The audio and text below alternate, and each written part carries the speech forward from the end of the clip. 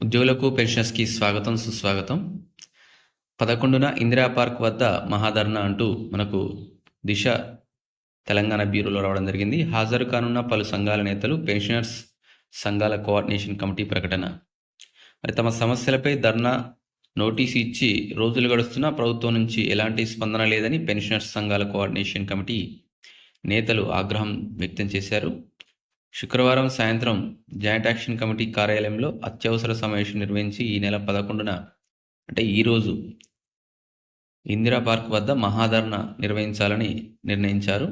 ప్రభుత్వానికి ధర్నా నోటీసు గత నెల 28వ తారీఖున పెన్షనర్ల పట్ల ప్రభుత్వం నిర్లక్ష్య ధోరణి ప్రదర్శిస్తున్నదని వారు ఆరోపిస్తున్నారు. ఈ ధర్నా కార్యక్రమంలో పాల్గొనేందుకు అన్ని జిల్లాల నుండి పెన్షనర్స్ రానున్నారని తెలిపారు. వివిధ ఉద్యోగ ఉపాధ్యాయ సంఘాల నాయకులు, శాసన మండలి సభ్యులు, విద్యావంతులు హాజరై ధర్నాను ఉద్దేశించి ప్రసంగిస్తారని కమిటీ నాయకులు లక్ష్మయ్య, పాలకుర్తి కృష్ణమూర్తి, తులసి సత్యనారాయణ తెలియజేశారు.